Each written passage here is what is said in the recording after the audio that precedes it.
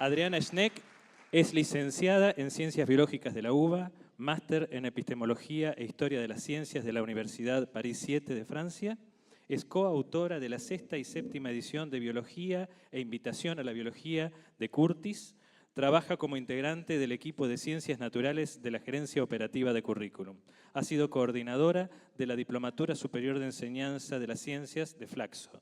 Es coordinadora de la especialización docente de nivel superior en enseñanza de la biología para una cultura científica en el Instituto de Especialización número 1, doctora Alicia Moró de Justo. Es autora de artículos, de libros y materiales para la formación docente. Es integrante del grupo Ciencia Entre Todos. Alicia Mazzarini es doctora en Ciencias Biológicas de la Universidad de Buenos Aires, investigadora adjunta de CONICET, profesora de la Maestría en Política y Gestión de la Ciencia y la Tecnología en la Universidad de Buenos Aires, coordinadora de la Diplomatura Superior de Enseñanza de las Ciencias en la Facultad Latinoamericana de Ciencias Sociales, Flaxo, autora de numerosos artículos publicados en revistas internacionales en el área de biología evolutiva y de libros, capítulos de libros, artículos y materiales para la formación docente orientados a la enseñanza de la biología con un enfoque CTS. Es integrante del grupo Ciencia Entre Todos. Es un placer recibir y darles la bienvenida a Adriana Schneck y Alicia Mazzarini.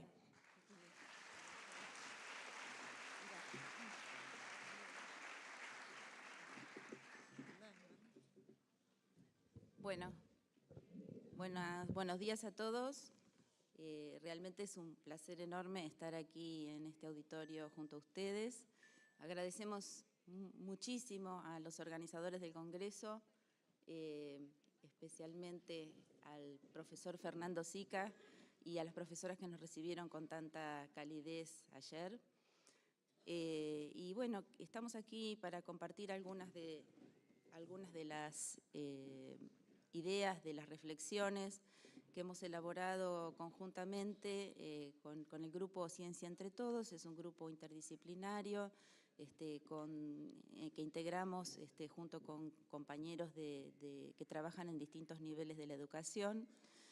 Y bueno, la intención es mostrar una panorámica de las ideas que hemos elaborado en los últimos años acerca de la enseñanza de las ciencias. Y bueno, dar con esto lugar a debates y a reflexiones que seguramente podrán tener lugar en distintos ámbitos luego de la presentación.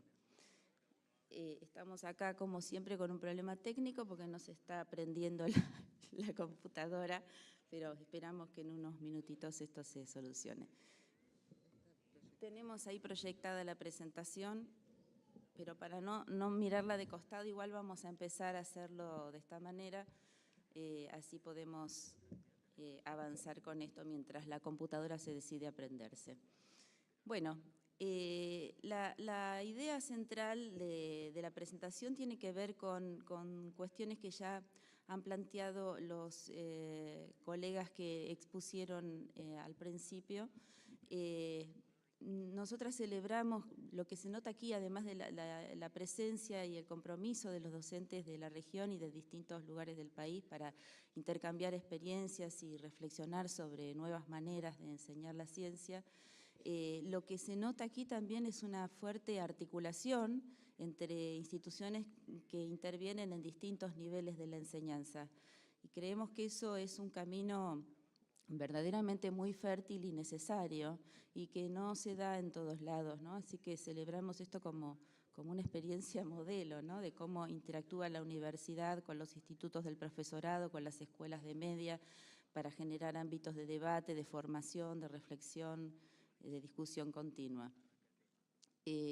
Lo que nos parece siempre muy importante a la hora de pensar nuestra tarea docente es cuando hacemos estas preguntas que ya hicieron los colegas previamente de por qué, para quién, con qué propósito enseñamos ciencia. Creemos que es una pregunta que debe estar siempre presente a la hora de reflexionar sobre nuestra actividad profesional.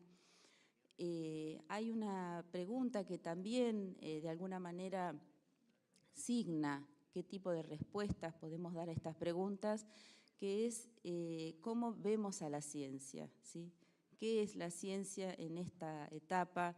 ¿Cómo ha sido su desarrollo histórico y en qué punto estamos del desarrollo científico? ¿De qué hablamos cuando hablamos de ciencia? ¿Cuáles son las relaciones entre ciencia y tecnología? Creemos que esto es realmente fundante y que de alguna manera va a condicionar, en cierto modo, nuestras prácticas y la respuesta que le demos a estas preguntas de ¿para qué, para quién, por qué enseñamos ciencia? En ese sentido, bueno, vamos a la siguiente diapositiva. No sé, ¿lo podemos manejar de acá? Ah, este es el control remoto.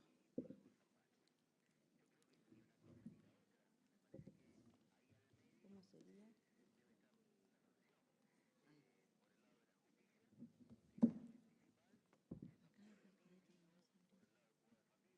Bueno,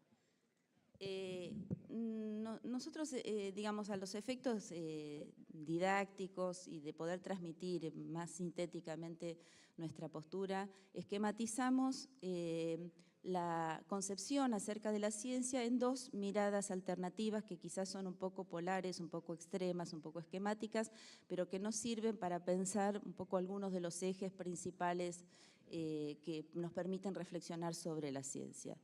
Hablamos de una mirada clásica acerca de la ciencia y esta mirada clásica, ahora vamos a describir en qué consiste, y una mirada alternativa.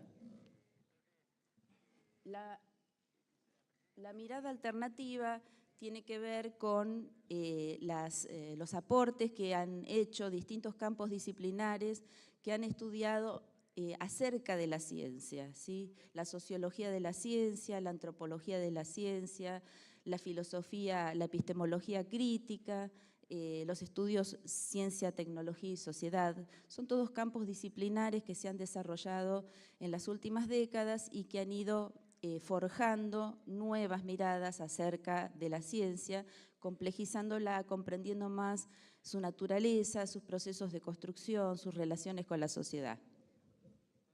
En las dos miradas polares que estamos tratando, lo que sintetizamos son 4 ejes que nos permiten hacer este contraste, este contrapunto. La mirada clásica asume que la ciencia es un tipo de conocimiento universal, un tipo de conocimiento neutral, un tipo de conocimiento que en ese sentido no contendría valores, sino que sería un conocimiento aséptico, un conocimiento objetivo y que evoluciona linealmente. En ese sentido, las nuevas miradas, para cada una de estas maneras de entender la ciencia, tiene una respuesta diferente.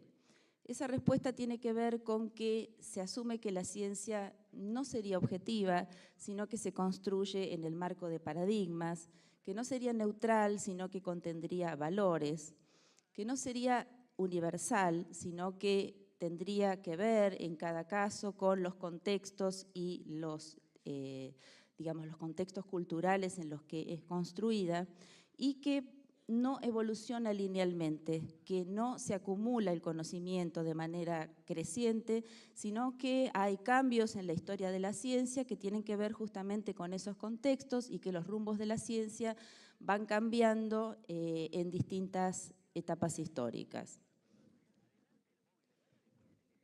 Voy a tratar de abrir la presentación porque si no es bastante difícil darme vuelta para poder... ¿Ya está? Del show que estamos haciendo nosotras también.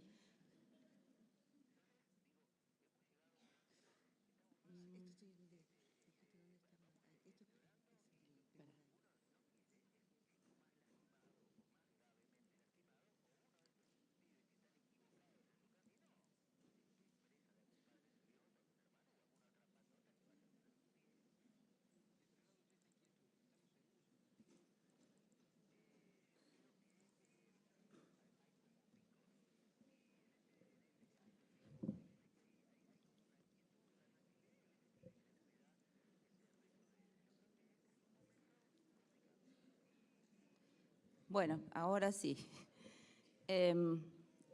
Estamos acá. Bueno, la idea, digamos, de la concepción clásica es que, dado que la ciencia es una construcción neutral, se trata de un tipo de conocimiento que lo que intenta es descubrir las leyes de la naturaleza a partir de la observación. Esto supone la posibilidad de acceder a un conocimiento positivo, a un conocimiento auténtico, verificado por la experiencia a través de la experimentación, ¿no es cierto? Y esa experimentación tiene que ver con un único método, que es el método científico. Entonces, cualquier, digamos, científico que estudie conscientemente y sepa observar de manera rigurosa la naturaleza, va a llegar a las mismas conclusiones aplicando los pasos de este método. En ese sentido, ese conocimiento es objetivo, neutral y universal porque es independiente de todo punto de vista de cualquier observador. ¿Podés cambiar acá? Bueno, entonces eso se corresponde con una imagen de los científicos que ya ha sido muchas veces interpelada en distintos ámbitos, ¿no es cierto?, que tiene que ver con personas especialmente lúcidas, mentes privilegiadas que trabajan de manera aislada en sus laboratorios y muchas veces, digamos, con esa imagen excéntrica y un poco loca que nos mostraba recién el profesor de Massachusetts, ¿no? La concepción alternativa, digamos, tiene que ver con justamente interpelar cada uno de estos ejes que plantea la mirada clásica. La ciencia no estaría descubriendo la realidad, sino de alguna manera construyéndola, aproximándose a ella a partir de modelos. Las preguntas entonces no tendrían que ver solo con lo observable, con esa observación ingenua, sino básicamente con el paradigma, la manera de pensar el mundo, el tipo de posicionamiento que toma el científico respecto a las teorías vigentes, que muchas veces digamos, son controversiales. Hay una tensión entre dos o más explicaciones acerca de un fenómeno y es el científico el que, asumiendo alguna de esas visiones, se hace determinadas preguntas y excluye otras.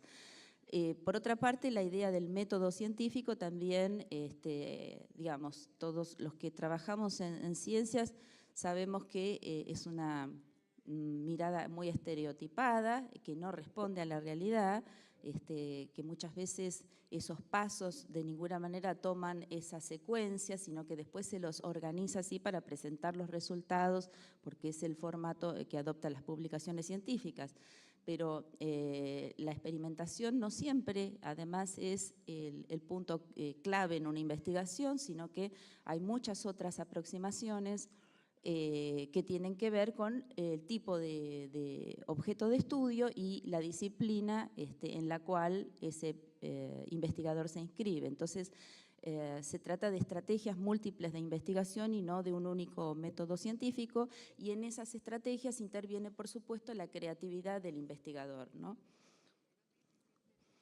Toda esa manera de pensar las cosas cuestiona esa mirada clásica y asume que el conocimiento científico es un conocimiento que tiene un modo de producción histórico, social y colectivo, en el que las teorías se deben comprender y situar en el momento histórico en el que son producidas. ¿Está trabado? Bueno, es así. ¿En serio? No te puedo creer. Estamos yendo para otro lado. Bueno, qué pena. Bueno, no sé, pero no sé, la chica que estaba manejando el... Sí, porque hay algunas cosas que me gustaría ¿podrías, ilustrarlas. Está trabado esto está trabado. Si nos podés ir pasando las diapositivas. Vamos para atrás. A ver, la que sigue. La que... No. Ahí estamos, ¿no? Ahora sí, una más, ¿no? Estamos ahí. Una más. No, para el otro lado. Bueno, volviendo a los ejes que yo mencionaba al principio, si el conocimiento científico es universal o contextualizado, si es neutral o contiene valores, si es objetivo o se construye en el marco de paradigmas, si evoluciona linealmente o resulta de un consenso, ¿no? Este contrapunto. Voy a tratar de ilustrarlo con ejemplos sencillos. En el primer caso, la cuestión de la universalidad. Bueno, no estamos. El otro. Ahí está.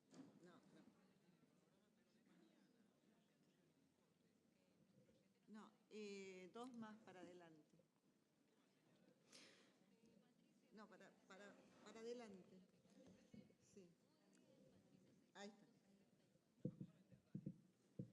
Bueno, acá vamos a contrastar, y acá seguramente hay muchos biólogos, profesores de biología. Yo tomo ejemplos de biología porque, bueno, las dos somos biólogas y hemos trabajado sobre todo en base a ese tipo de ejemplos. El ejemplo que tomamos es en fines del siglo XIX, mediados fines del siglo XIX, principios del siglo XX, todo el debate acerca de la evolución, la mirada darwinista, imponiéndose poco a poco como una mirada de la naturaleza, pero a la sombra de esa mirada había otras miradas, por ejemplo, la mirada de Kropotkin. Kropotkin era uno de los teóricos del anarquismo, pero además era un naturalista que se interesó mucho en pensar cuáles eran los mecanismos de cambio en la naturaleza. En la mirada de Darwin, ustedes saben que el motor de la evolución es la competencia, es la supervivencia del más apto, la selección natural como el mecanismo principal y prácticamente el más significativo a la hora de explicar el origen de las especies. En el caso de Kropotkin, que tenía otra mirada del mundo y de la sociedad, él hace énfasis en la ayuda mutua de los animales y encuentra una gran cantidad de ejemplos en la naturaleza donde ve que la cooperación, la simbiosis, la organización social, la interacción positiva entre especies es aquello que mejor explica el cambio evolutivo y las transformaciones en la naturaleza. No vamos a reflexionar sobre quién tenía una aproximación más certera. Lo que sí podemos decir es que la naturaleza es plural y que nos ofrece ejemplos de todo tipo según la lente con la que la estemos mirando, ¿verdad? Otro ejemplo respecto a la cuestión de los valores es el caso muy significativo de la evolución humana. En el caso de la evolución humana, ustedes saben que todavía se encuentran libros de texto y sobre todo en la divulgación, representaciones acerca de la evolución en forma de escalera, donde nosotros como especie nos situamos en el escalón más alto.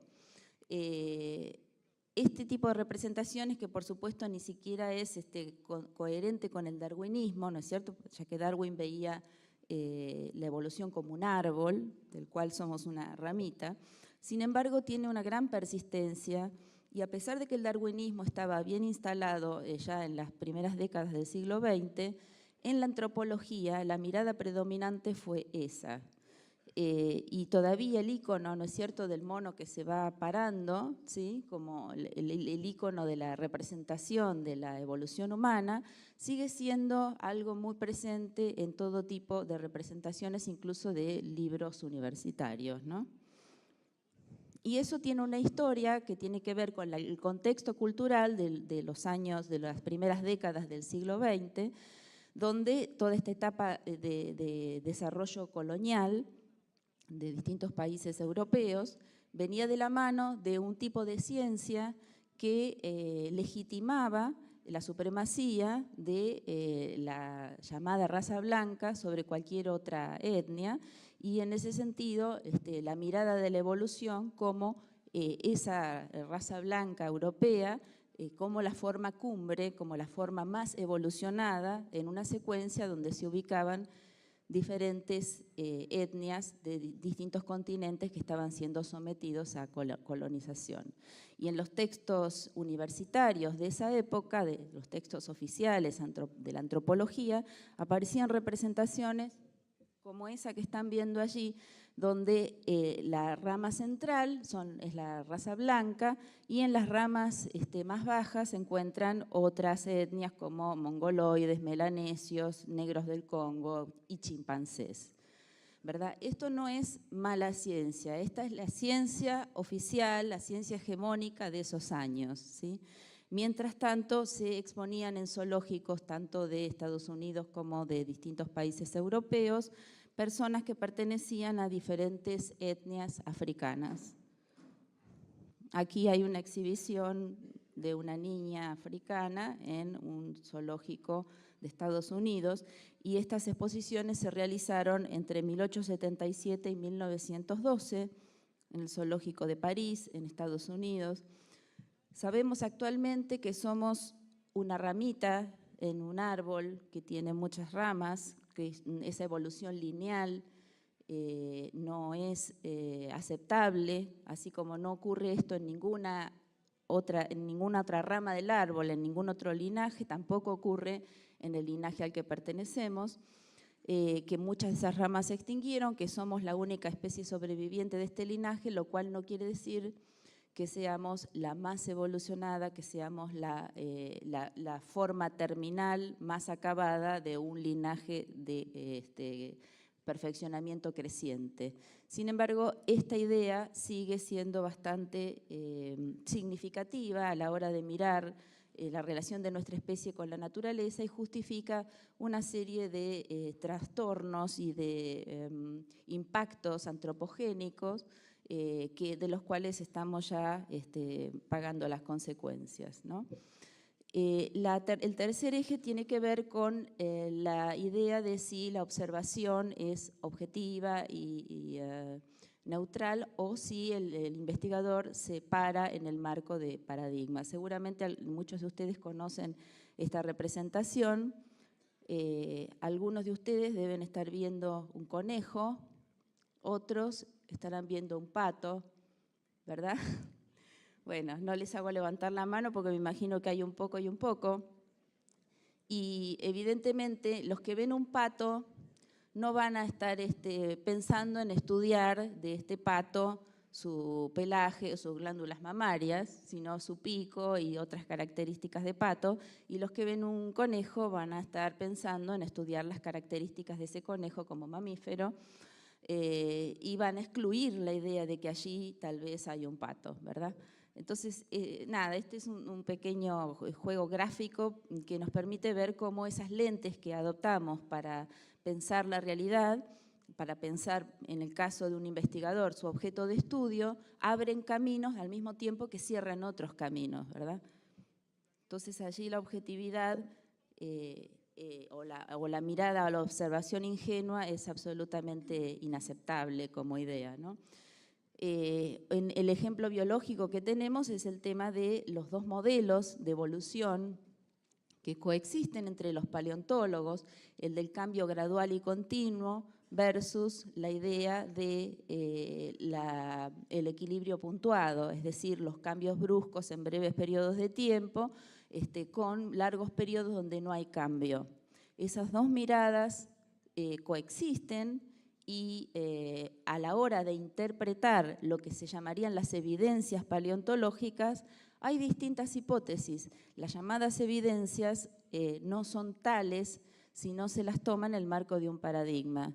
La evolución del caballo actualmente se puede interpretar, según la corriente a la que se adhiera, como una evolución lineal, donde van aumentando el tamaño, donde van reduciéndose el número de dedos, o se puede asumir como la mirada de la derecha de un árbol donde coexisten distintas formas de antepasados del caballo, algunas se van extinguiendo y aleatoriamente el linaje actual es el único que persiste. El cuarto eje tiene que ver con si el conocimiento es objetivo o si resulta de un consenso en la comunidad científica. Y el caso así un poco chistoso que traje es el del planeta Plutón, que como ustedes saben dejó de ser un planeta en el año 2006, luego de muchos debates en el ámbito de la comunidad científica de astrónomos y en un congreso con casi 2.500 científicos, después de muchos días de discusión, por votación se decidió que ya no era un planeta.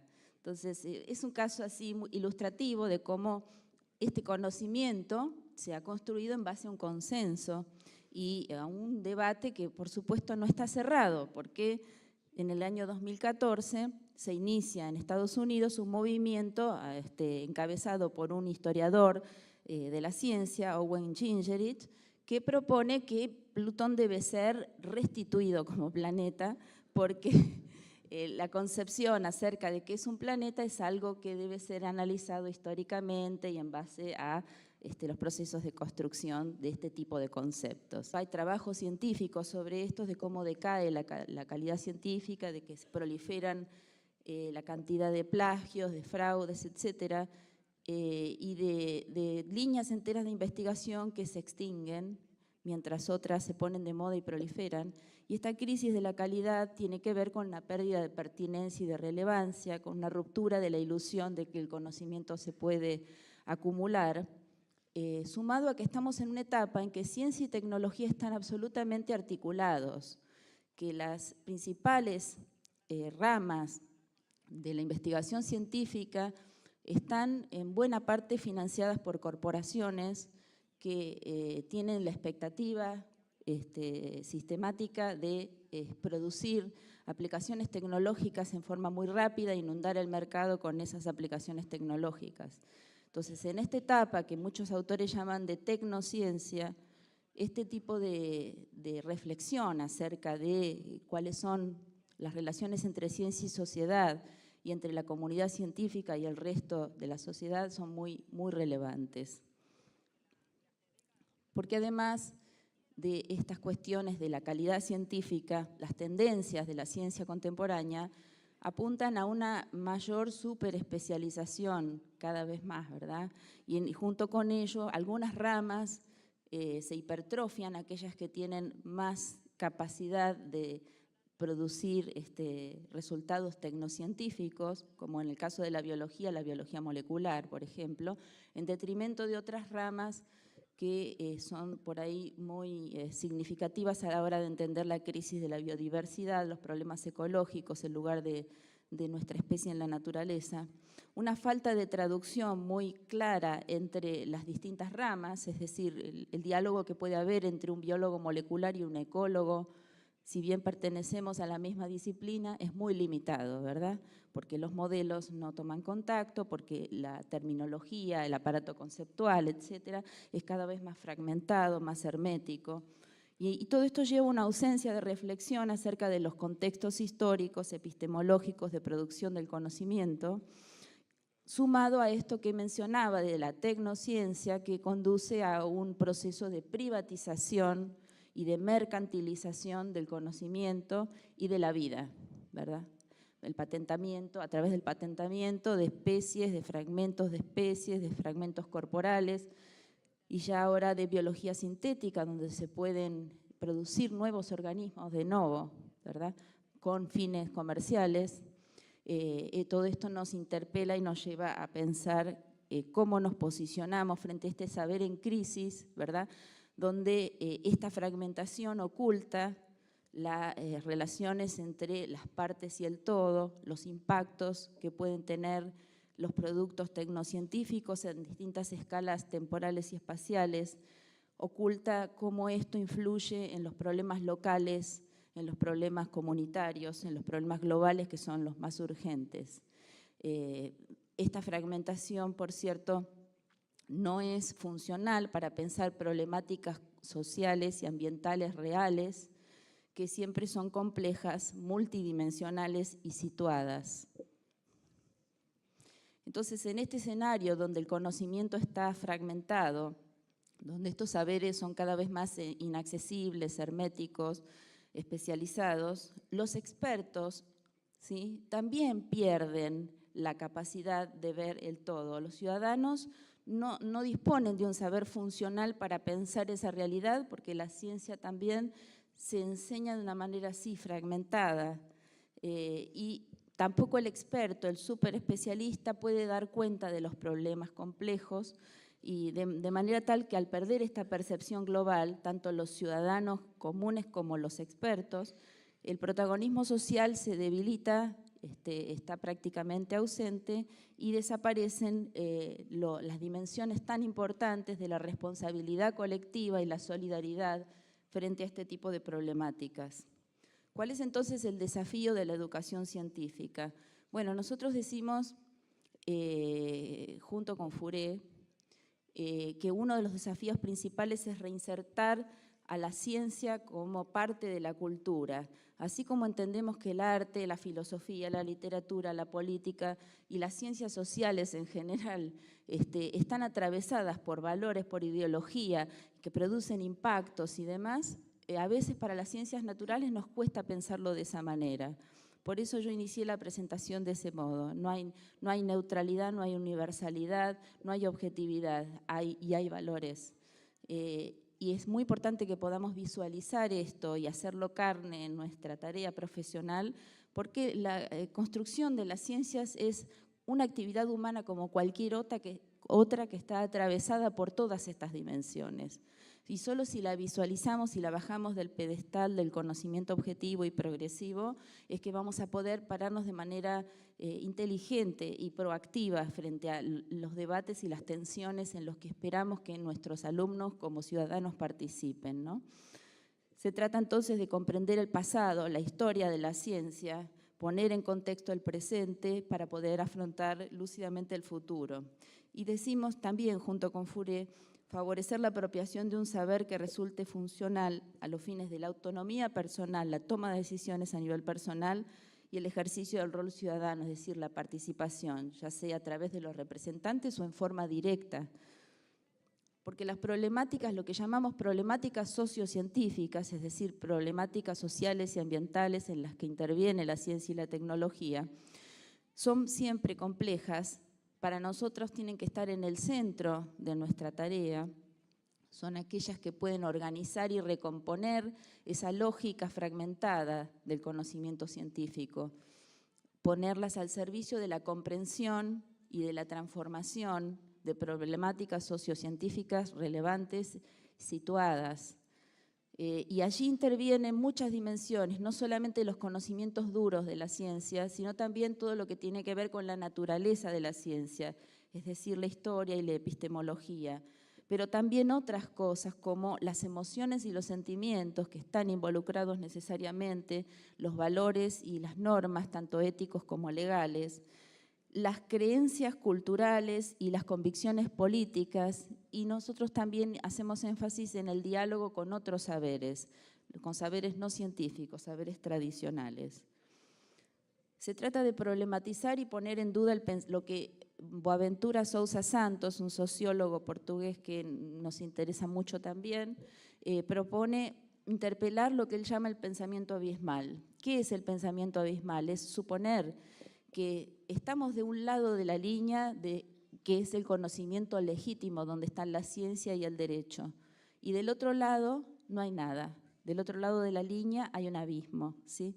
Y esta manera de representar las cosas es mutuamente excluyente. Suponer que la ciencia y el conocimiento contemporáneo, occidental, es la única manera de pensar legítimamente el mundo, nos lleva necesariamente a ignorar y a deslegitimar cualquier otra manera de aproximación. Dice Boaventura, su visibilidad, la visibilidad del pensamiento abismal, se erige sobre la invisibilidad de formas de conocimiento que no pueden ser adaptadas a ninguna de estas formas. Me refiero a los conocimientos populares, laicos, plebeyos, campesinos o indígenas, al otro lado de la línea. Y también dice, la batalla por una justicia social global debe ser también una batalla por la justicia cognitiva global. Para alcanzar el éxito, esta batalla requiere un nuevo tipo de pensamiento, un pensamiento que él llama post-abismal, y que lo sintetiza en una idea que recuperamos, que es la idea de la ecología de los saberes. Dice Boaventura, la ecología de los saberes confronta con la monocultura de la ciencia moderna, está basada en el reconocimiento de la pluralidad de conocimientos heterogéneos, uno de los cuales es la ciencia moderna, y en las interconexiones continuas y dinámicas entre ellos sin comprometer su autonomía. La ecología de saberes se fundamenta en la idea de que el conocimiento es interconocimiento.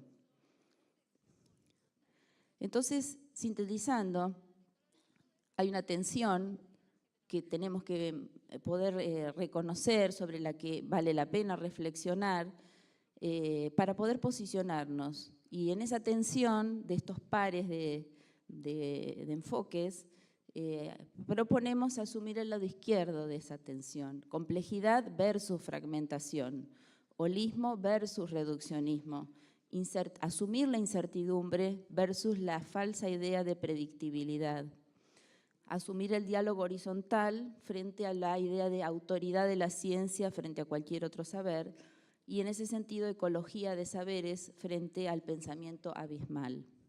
Y esto es válido, pensamos, no solo para nuestro ámbito, que es la dimensión educativa, donde creemos que todo esto puede tener lugar quizás más fácilmente que en otros, pero también para debatir y reflexionar sobre esto tanto en la ciencia académica como en la dimensión divulgativa, donde está muy presente el lado derecho de estos pares. Finalmente, y sintetizando los propósitos y sentidos de la enseñanza de la ciencia, volviendo a la pregunta del para qué y el por qué, diríamos que hay como dos dimensiones, una más individual y otra más colectiva. En cuanto a lo individual, se trataría de posibilitar el juicio crítico en la toma de decisiones respecto a cuestiones y decisiones personales que deben ser autónomas y fundamentadas, donde interviene la ciencia y la tecnología, alimentación, medicina, cuestiones ambientales, etc. Por otro lado, en la dimensión colectiva, favorecer la participación ciudadana en los debates y las decisiones que involucran la ciencia y la tecnología, tanto en el debate político, vieron que esto está ausente en el debate político de los partidos tradicionales, incluso de la izquierda, y que es la educación la que de alguna manera debe instalar ese debate sobre la ciencia, sobre los sentidos de la ciencia, sobre la política científica, y también en la participación directa en la comunidad cuando se trata de enfrentar problemas que involucran a la ciencia y la tecnología. En última instancia, se trata de desplazar el poder de decisión de los políticos, los especialistas y los tecnócratas hacia el conjunto de la sociedad, ya que los destinos de la sociedad están atravesados por las decisiones que se tomen en ciencia y tecnología. Y en ese sentido nosotros decimos debemos pensar estrategias nuevas que permitan garantizar la enseñanza de un saber que confiera poder. Un saber que no es ilustrativo, que no es acumulativo, que no es enciclopedista, que no es propedéutico solamente, sino un saber que confiera poder, que permita eso, empoderarse en la propia vida y en las decisiones comunitarias. Y ese saber, pensamos, está situado, por empezar, en la interdisciplina, en la intersección entre las ciencias sociales, las naturales y las humanidades, como la filosofía. Pero además de esa intersección, incorporando otras dimensiones como estos otros saberes no científicos, la ética, el contexto ambiental, la ideología, la política, los sentimientos, etc. En esa difícil y ardua tarea, en ese desafío que tenemos planteado, no hay una receta, cada uno en su espacio y teniendo en cuenta todas estas dimensiones y el desafío, la necesidad que tenemos de hacer esta transformación, encontraremos cada uno nuestra forma. Pero además en el intercambio seguramente nos vamos a enriquecer, entonces también favorecer esos espacios de reflexión y debate docente, intercambio de experiencias que nos permitan transitar colectivamente este camino. Bueno, yo llego hasta aquí, ahora Adriana va a continuar. Tenés abierto en ventanas, fíjate. Bueno, ¿qué tal? A ver, fíjate. Bueno, a ver, ¿anda esto? No. ¿Se escucha? No, pero ¿nos cambiamos lugar? Ahora sí. Bueno, ¿qué tal? Buenos días. Me sumo a las palabras de agradecimiento, bienvenida. Y también de la alegría de ver a tantos profesores y alumnos y caras conocidas y algunos, bueno, caras nuevas que me alegra que estén aquí. Un poco la propuesta que trajo Alicia es una propuesta de trabajo que venimos trabajando hace muchos años, o sea, Alicia expuso la parte teórica, digamos, en nuestra concepción, que se retroalimenta con la práctica. La práctica, ¿en qué sentido? En distintos espacios donde fuimos trabajando desde el año 2009. Ahora les voy a contar un poco más la historia de nuestro grupo que Alicia ya presentó. Y esta práctica se lleva a cabo en distintas instancias de capacitación y formación docente, como cursos a distancia para docentes, profesores, maestros de todos los niveles, de distintas áreas también, porque no están solo restringidas a las ciencias naturales, de distintos espacios, porque no solo es para profesores de enseñanza inicial o primaria o media, sino profesores de profesorados u otros espacios alternativos que en distintos cursos a lo largo de estos años hemos tenido, ya que hemos tenido docentes de distintas jurisdicciones, de distintas localidades, de distintos países, donde los espacios curriculares y los niveles se organizan de distintas formas.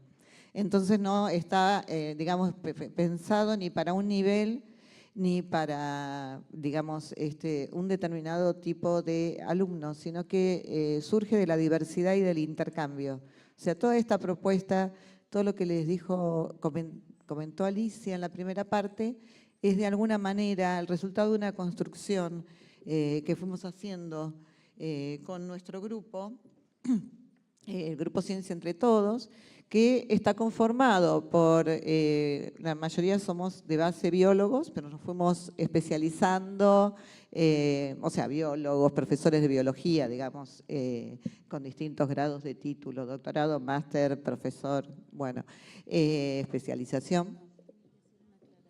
Sí. Disculpen la interrupción, es para avisarles que se corren un segundito también las mesas de conferencias, ¿sí?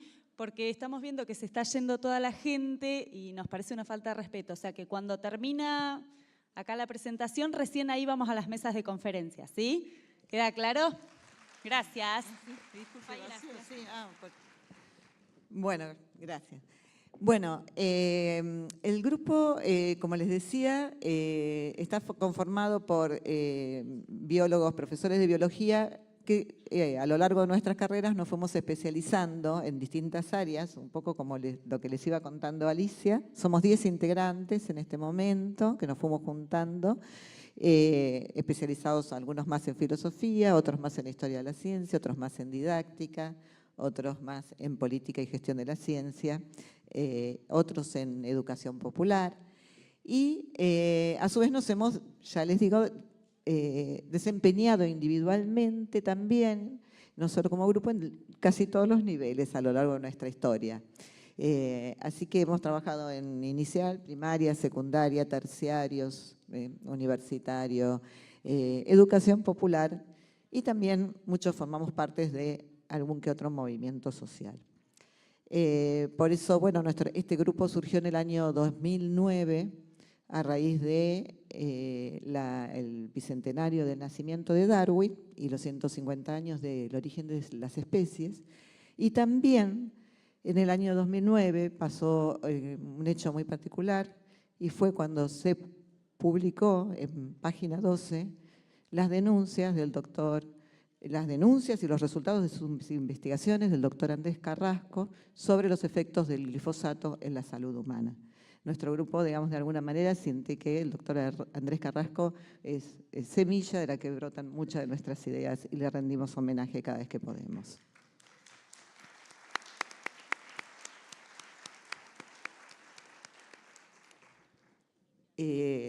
Bueno, y entonces así nos fuimos convirtiendo, no linealmente, ¿no? En un espacio de reflexión y debate, de investigación, acción, de enseñanza, de difusión, de comunicación, o sea, en distintos momentos desde que nos conformamos como grupo, además del recorrido que cada uno tuvo en su historia. Bueno, la siguiente.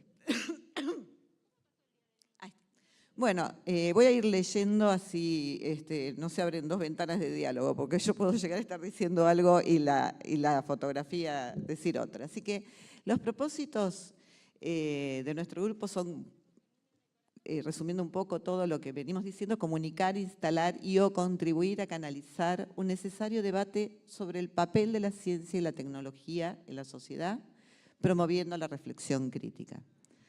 Analizar los procesos de producción del conocimiento científico, incorporar otro tipo de saberes considerados no científicos, estableciendo un diálogo sin subsumir unos a otros, de alguna manera recogiendo todo lo que les dijo Alicia.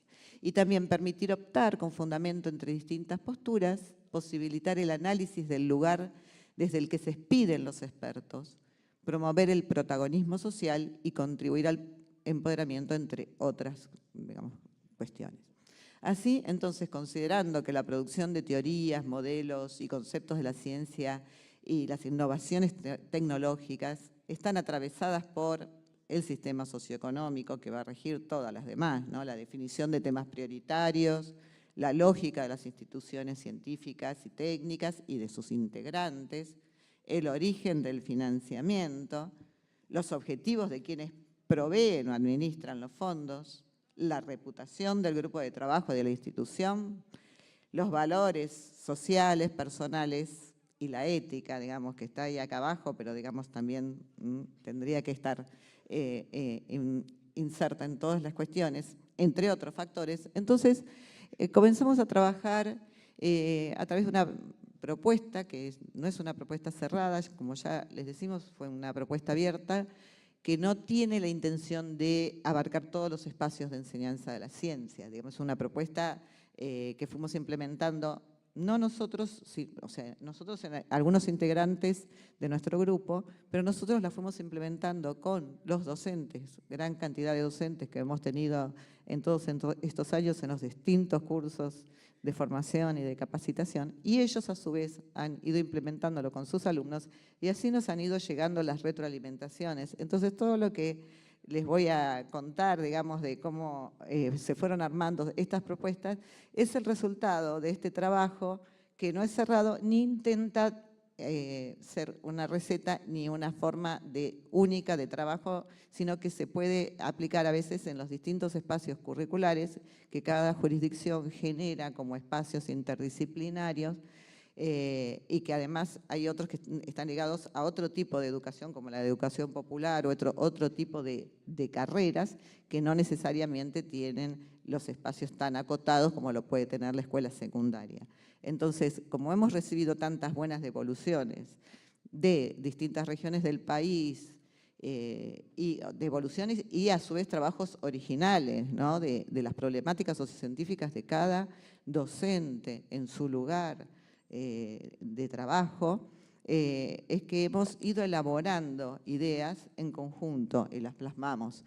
Así, dándole una definición a este trabajo a través de problemáticas sociocientíficas, a saber todas las problemáticas que nombró Alicia antes o problemáticas ligadas o digamos, también específicamente a la biología, digamos, que a su vez está muy ligada a veces a los contenidos, toda la problemática de la clonación, de las células madres, del uso de técnicas de ADN para afiliación, para identificación de personas, la cuestión de Chagas, la cuestión de los aditivos en los alimentos, bueno, por supuesto los organismos genéticamente modificados, las fumigaciones, las nuevas tecnologías reproductivas, ¿sí? La subrogación de vientres, los FIV, los embriones, todo eso se fue conformando así como en un cuerpo de conocimientos que empezó a trascender, digamos, más allá los contenidos puntuales, que son temáticas socialmente relevantes, enfocadas de manera compleja y multidimensional, abordan distintas escalas temporales y espaciales, ¿sí? Es, digamos, útil cuando analizamos estas problemáticas ver si es una problemática solamente local, digamos, o, bueno, obviamente que siempre va a estar ligado con alguna problemática regional, y también hay problemáticas que se encaran de manera global, como el cambio climático. Estas problemáticas intentan superar la fragmentación disciplinar, permiten integrar diversos conceptos y saberes, son saberes situados en contexto que tienen una historia, que tienen una inserción, que tienen, digamos, de alguna manera una situación, digamos, que problematiza desde lo cotidiano, o no porque sea cercano, sino porque es tangible. Se reconocen en estas problemáticas distintas voces. Ahora vamos a analizar un poquito más en detalle cuáles esas voces que analizamos en las problemáticas. Y también, o sea, esto lo mencionó antes Alicia, ¿no? Todas esas voces silenciadas, silenciosas, silenciadas, ¿no? Lo que no se menciona cuando analizamos artículos, cuando analizamos, hay voces que no aparecen. Y también incorporan la diversidad de formas de aprendizaje, la diversidad de formas de percepción, de procesamiento y expresión del conocimiento. O sea, la idea es que acá estamos hablando del qué, las problemáticas, pero también tener en cuenta el sujeto. Desde nosotros, como docentes, digamos, de los formadores, de los docentes, tener en cuenta quién es ese docente. Después vamos a explayarnos un poco más en eso. Pero también tener en cuenta sus particularidades, sus formas de expresarse, sus formas de aprender. Y esto, cuando decimos a todos, para todos, es todos y todas y todes. Es incluidas todas esos grupos invisibilizados, incluidas las personas con cualquier tipo de discapacidad. De eso se trata la educación inclusiva. Todos es todos. Entonces eso también lo tenemos en cuenta.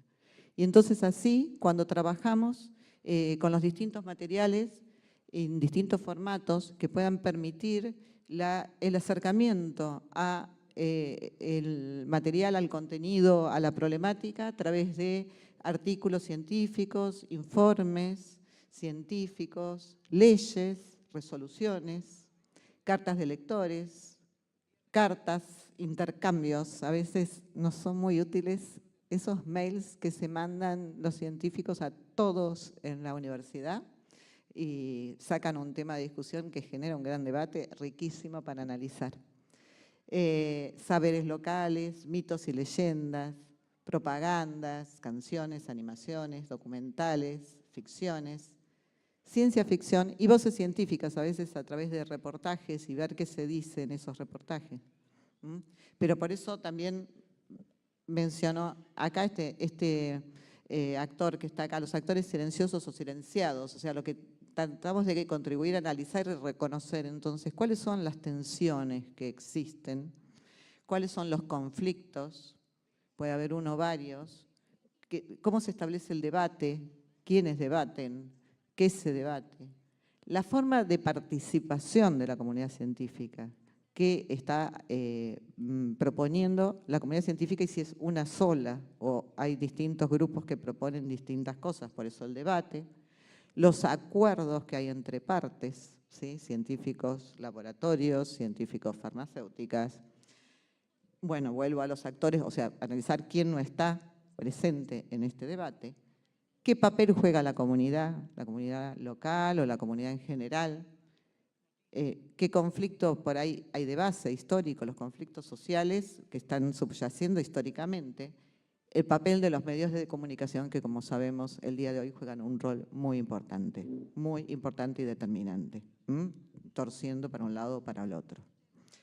Bueno, y también analizamos, junto con los docentes, qué rol juega la comunidad educativa. O sea, siempre pedimos que se analice. No sé, ¿ustedes ven de ahí? Sí.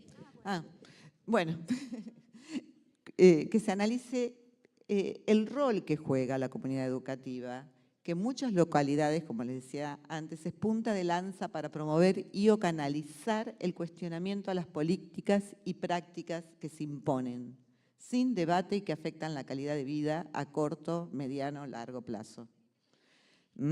Esto quiere decir que, o sea, hemos detectado realmente que hay localidades donde los docentes tienen un rol primordial y en localidades donde la escuela es el centro de donde se congrega la problemática y donde se sale a protestar, a mandar cartas, o donde se elaboran las pancartas o se va a pedir al funcionario que se elimine un basural. Entonces esto es para salir por ahí de todo este estado que nos deja toda esta realidad científica, es decir, esta es la utopía y la realidad a la que apostamos, a la educación, al rol del docente, al rol del educador.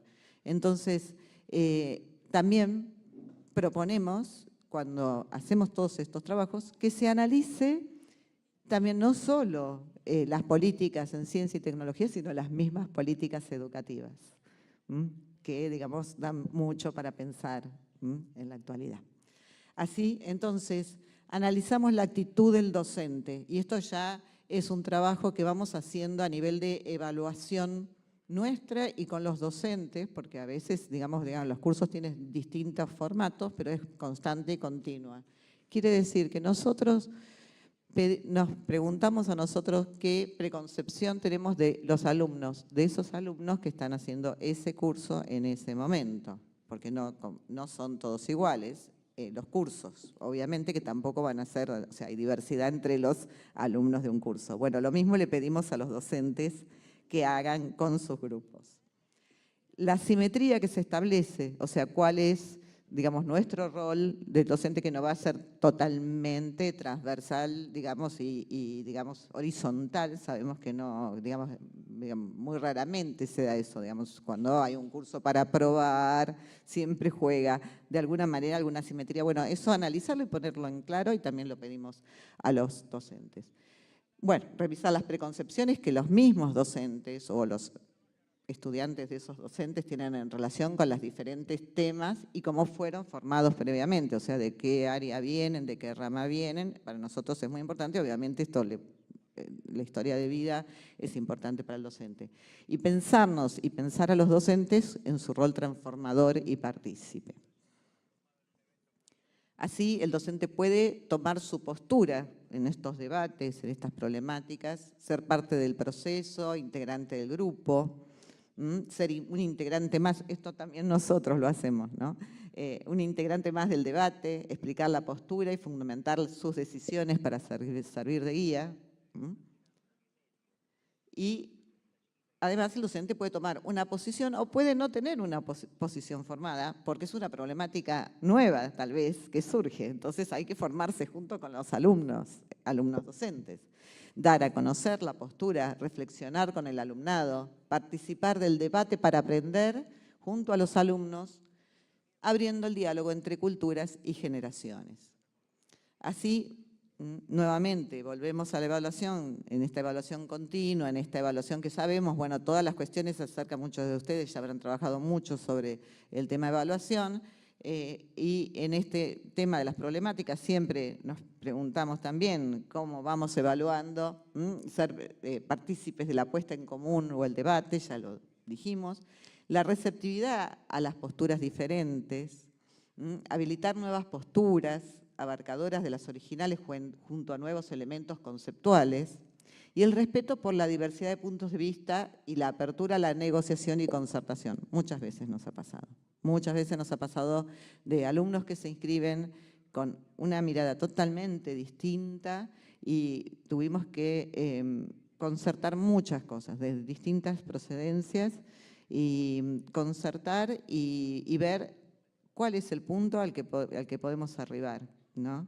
Y ahí surgen cuestiones interesantes, también es muy gráfico los cursos a distancia porque muchos docentes empiezan diciendo sí, porque la ciencia es objetiva, universal, neutral, y es muy lindo verlo al final cuando dice yo siempre dije que la ciencia no es objetiva, ¿no? Y uno compara uno y otro y es, digamos, nunca le pedimos a modo de evaluación, pero queda plasmado y digamos, se ven mucho esos cambios que se producen.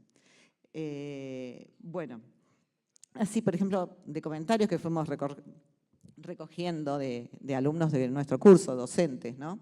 Esto de ir haciendo camino a medida que vamos enseñando es difícil, aunque muy gratificador cuando vemos buenos resultados. A estrategias las tenemos que construir entre todos. Menudo trabajo nos espera. Y resaltamos también una frase que también nos parece muy apropiada de una educadora venezolana, Lachkar, que dice: una pedagogía, es digamos lo que pretendemos, ¿no? Una pedagogía de la indignación para movilizar a favor de la dignidad, de la pregunta, para interpretarse el mundo, de la problematización para dudar, de las certezas construidas que inmovilizan. Una pedagogía de la complejidad, entendida esta como la posibilidad de explicar el mundo desde la tensión, lo contradictorio y la incertidumbre. Así, de esta forma, se pretende dar lugar a un intercambio cultural, respaldando los conocimientos que tienen los jóvenes, sus historias, aprendiendo con ellos, los jóvenes, los docentes, bueno, es un decir, somos todos jóvenes, sus historias, aprendiendo con ellos y de ellos desde una mirada intergeneracional y multicultural que habilita la alteridad, la mirada del otro. Así se destaca el carácter político de la educación. Toda educación es política, como decía Paulo Freire. Y comprender que la educación es una forma de intervenir el mundo y por lo tanto no puede considerarse neutra, indiferente y ideologizada, sino por el contrario, la educación exige asumir la historia, las posiciones, las rupturas, las contradicciones y las decisiones a favor de unos u otros. Así, en este camino, tomando palabras de Simón Rodríguez, el maestro de Simón Bolívar, en este camino o inventamos o erramos. Muchas gracias.